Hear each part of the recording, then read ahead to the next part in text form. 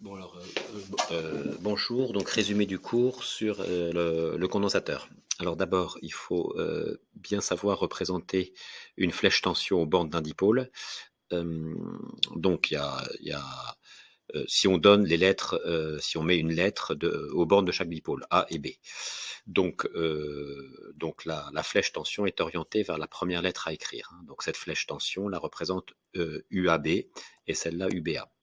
Donc, à chaque dipôle est associé deux tensions, et l'une est l'opposé de l'autre. On a UAB égale moins UBA. Voilà, donc ça c'est quand on met des lettres, d'accord. Mais en général, bon, on met pas toujours des lettres. Voilà. Alors maintenant, la loi des mailles. Donc voilà, donc j'ai fait un exemple. Donc ça, il faut bien connaître. Voilà, donc on prend un sens de parcours. Voilà, si les flèches sont dans le même sens, on met plus. Si les flèches tension sont dans le même sens, on met plus. Et si c'est opposé, on met moins. Donc là, c'est opposé. Loi d'Ohm, alors donc c'est la relation qui relie la tension et l'intensité aux bornes d'une résistance. Alors flèche tension, flèche intensité opposée. Alors oui, ça j'ai oublié de l'écrire. Donc dans les circuits électriques, il y a deux types de dipôles, les générateurs et puis les récepteurs. Donc pour les générateurs, la flèche tension et la flèche intensité est dans le même sens. Pour les récepteurs, la flèche tension et intensité, sens opposé. D'accord. Voilà. Donc voilà, pourquoi c'est sens opposé. Alors l'ampère-mètre, on dessine un circuit d'abord. Voilà, on dessine un circuit. Dans le circuit, donc on a un certain courant. Le courant, ah oui, ça j'ai oublié de le préciser aussi. Le courant sort toujours par le pôle plus du générateur. Voilà. Donc on a un certain sens de courant. Et pour mesurer ce courant-là, eh bien, il faut que le courant indiqué par le schéma entre par la borne ampère, je l'ai pas mis, par la borne ampère de l'ampère-mètre. Et le courant ressort donc par la borne com. Voilà. Le courant indiqué sur le schéma entre toujours par la borne ampère de l'ampère-mètre. Alors si le courant mesuré est positif, ben, ça veut dire que le courant expérimental circule vraiment dans ce sens-là. Si le courant mesuré est négatif, ça veut dire qu'il circule dans l'autre sens. Voilà. Alors le voltmètre maintenant. Alors ce qu'il faut comprendre dans le voltmètre, c'est qu'une flèche tension, en fait, ça représente un voltmètre. Et la flèche est toujours orientée de la borne COM vers la borne V. Donc j'ai pris un exemple. Par exemple, j'ai une ampoule ici, j'ai une flèche tension. Si je veux mesurer cette tension-là, eh bien la flèche tension doit être orientée vers V. D'accord. Donc on ne s'occupe pas du courant, là, c'est vraiment la flèche tension. Alors maintenant, les formules liées au condensateur. Donc d'abord, bien connaître le schéma du condensateur. Donc flèche intensité, flèche tension opposée. On met deux bornes A et B. Ça, c'est l'armature qui est une charge QA et ça, c'est l'autre armature qui a une charge QB. Donc, donc ici, on a la tension UAB qu'on peut noter bien sûr UC. Donc du coup, on retient la formule Q égale CU, Q égale Q. Donc là, QA, alors il s'agit, alors si, voilà, parce qu'il y a deux armatures. Donc est-ce que c'est QA, est-ce que c'est QB? Alors ce qui est important, c'est le sens du courant. Et c'est toujours la charge de la première armature rencontrée par le courant. Le courant rencontre l'armature A, donc il s'agit de QA. D'accord. Voilà, et flèche tension et flèche intensité opposée. Voilà, et on met la flèche tension qui est dessinée ici. Alors ensuite, le courant, eh bien, c'est I égale D de QA sur dt, dans notre schéma. Voilà. Et enfin, avec ces deux-là, on a une troisième formule. Donc, je reprends cette formule-là. I égale D de QA sur dt, et QA, c'est CUAB, donc je le mets ici. Donc du coup, ceci, il faut se souvenir que c'est une dérivée. C'est la dérivée de quoi? D'une constante fois une fonction. UAB, ça varie au cours du temps. La constante, on la sort de la dérivée, donc ça fait C, D de UAB sur dt. C D de UC sur dt. Donc cette formule-là, cette formule-là, cette formule-là, à connaître. 3. Donc étude de la charge d'un condensateur. Donc voilà le circuit de charge. Donc quand on charge un condensateur, il faut il faut un générateur, bien sûr, que voici donc. Voilà. Voilà, donc j'ai fléché le circuit. Donc il y a un plan d'étude. Alors bien sûr, on vous dira pas, il faut pas savoir étudier du début jusqu'à la fin. On est guidé.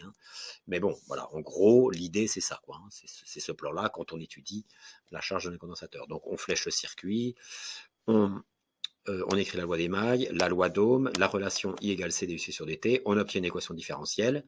Donc, équation différentielle, c'est une équation dont l'inconnu est une fonction et qui possède aussi sa dérivée, la dérivée de cette fonction-là, et avec des constantes. Hein, voilà. On a une égalité entre tout ça.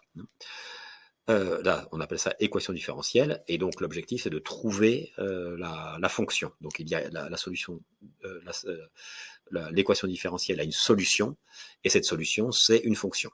Alors, la fonction dans les équations différentielles étudiées, elle sera toujours de ce type-là, avec une exponentielle. Alors, soit on l'écrit a exponentielle de moins t sur tau plus b, donc a, tau et b sont des constantes, ou soit on peut l'écrire aussi a plus b exponentielle de moins t sur tau. Ça dépend des exercices. D'accord. Donc a n'est pas toujours égal à quelque chose, et b toujours égal à quelque chose, il faut faire attention. Hein. Donc, il faut ensuite déterminer les constantes A et B et taux. Hein. Alors, A et B, on les détermine en utilisant les conditions expérimentales. Les conditions expérimentales, donc AT égale 0 et AT infini. Alors, on cherche d'abord les valeurs théoriques AT1 0 et AT infini. Donc, je fais l'exemple ici avec ça, avec cette fonction-là. Hein. Voilà. Donc, pour la charge. Hein. Donc, en théorie, donc AT égale 0, on met 0 là-dedans. Donc, ça fait exponentielle de 0, ça fait 0, donc ça fait A plus B. Et maintenant, on regarde dans l'expérience. AT égale 0, le condensateur n'est pas chargé, donc UC de 0 égale 0. Donc on a A plus B égale 0. Donc ça fait une première équation. Ensuite, on fait la même chose à T infini. Alors ce qu'on appelle T infini, c'est la fin, c'est jusqu'à la fin de la charge. Donc on appelle ça le régime transitoire, hein, jusque-là. Et puis ensuite, bah, si quand le temps s'écoule, il ne se passe plus rien, toutes les grandeurs sont constantes, on appelle ça le régime permanent.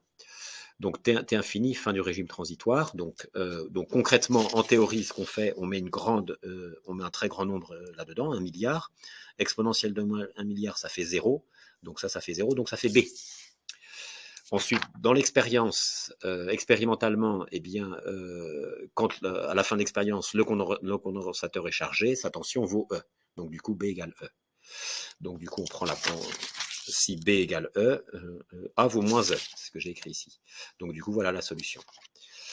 Alors ensuite, on peut vous demander de déterminer taux. Hein. Donc taux, il faut savoir sa valeur, hein, son expression, c'est RC, hein, taux en secondes. R en ohm et C en farad. On appelle ça le temps caractéristique ou la constante de temps, et on peut vous demander éventuellement de démontrer que c'est ça. Alors pour ça, eh bien, il faut utiliser l'équation différentielle. Il faut utiliser la fonction et l'équation différentielle. Donc dans l'équation différentielle, on a la dérivée, donc il faut donner l'expression de la dérivée, voilà, je l'ai mis ici, l'expression de la dérivée, la fonction, et on injecte tout ça dans l'équation différentielle, on se laisse guider, et on trouve taux égale RC. Voilà, 4, 5. Alors, attendez, voilà, donc ça c'était le circuit de charge. Alors maintenant, il faut connaître un peu la courbe, les caractéristiques de la courbe de charge. Donc, à t égale 0, sa tension est nulle. T infini, régime permanent, donc sa tension vaut E, la tension du générateur qu'il a chargé, donc sa tension vaut E. Voilà, il y a des points caractéristiques à connaître, celui-là, celui-là, celui-là et celui-là. D'accord. Alors celui-là, bon, ça c'est logique, j'en ai parlé. Alors celui-là, eh bien, il faut savoir que après une durée égale à 5 fois taux, le condensateur est à 99% chargé. D'accord. Ensuite, la tangente à l'origine, elle coupe l'asymptote horizontale, voilà, en un point, et l'abscisse de ce point, c'est taux. Voilà, ça, il faut le savoir. Enfin, au bout d'une durée t égale taux, eh bien, la tension du condensateur est égale à 63% de sa tension maximale. Ça, c'est à savoir. Ensuite, la décharge, l'étude de la décharge d'un condensateur, hein, étude de la décharge. Le circuit, eh bien, il n'y a pas de générateur. Le condensateur est chargé, il va se décharger à travers la résistance. Voilà, et sa tension, au bout d'un moment, va être nulle. Voilà. Le plan d'étude, c'est exactement le même que précédemment. La seule chose qui change, c'est attendez, c'est la 5. Attendez, non, c'est la 4. La seule chose qui change, voilà, c'est ça. La seule chose qui change, c'est les valeurs, hein, les valeurs de A et B. C'est ça qui change. Voilà. Alors, il faut connaître l'évolution de la tension dans le cas de la décharge. Donc, les points caractéristiques, les voici. Hein. Donc, tension initiale, une certaine tension initiale. Au bout d'une durée t égale 5 taux, le condensateur est à 99% déchargé, c'est-à-dire qu'il lui reste 1% de sa tension. La tangente à l'origine coupe l'abscisse à t égale taux. Et en plus de ça, quand la tension du condensateur vaut 37% de sa tension initiale, eh bien, la durée correspondante, c'est taux. Voilà, alors ensuite, 6. Voilà, donc ça, il faut savoir. On peut avoir un même circuit qui à la fois charge et décharge le condensateur. Hein. Donc, si j'ai un interrupteur 3 positions, quand l'interrupteur est ici, eh bien, la partie utile, c'est ça. Voilà, donc ça, c'est ce qu'on appelle le circuit de charge. Ça ne sert plus à rien puisque c'est ouvert. Hein. La partie utile, c'est la partie fermée, hein, le circuit fermé. Donc, quand l'interrupteur est en position 1, eh bien, il s'agit de la charge du condensateur. Quand l'interrupteur est en position 2, le circuit utile, c'est le circuit fermé, donc c'est ça. Et donc, cette partie ouverte ne sert à rien. Donc, le condensateur, le circuit est comme ceci. Donc, je fais une remarque. Quand pendant la charge, le courant donc, circule comme ceci. Mais pendant la décharge, le courant circule comme ceci. Donc, si on met un ampère-mètre, hein, ici, si on a un ampère-mètre, le courant sera positif, hein, l'intensité du courant sera positive pendant la charge, mais quand on basculera en position 2, l'intensité du courant sera négative. 6 et 7. Alors, le dernier paragraphe, donc, vérifier qu'une solution donnée, quand vous fournit la solution, eh bien, solution de l'équation différentielle fournie aussi. Alors, j'ai pris un exemple. Voilà l'équation différentielle. La solution donnée est ça. Alors, le plan est le suivant. Eh bien, l'idée, c'est d'injecter ça, d'injecter l'expression de UC et de D de UC sur DT dans cette expression-là. Et il va y avoir des simplifications et on va trouver E à la fin.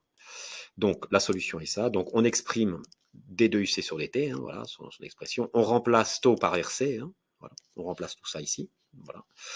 On injecte les expressions de UC, D2UC, DT et de taux dans l'équation différentielle. Voilà, c'est ce que j'ai fait. Donc, voilà, j'ai pris ça.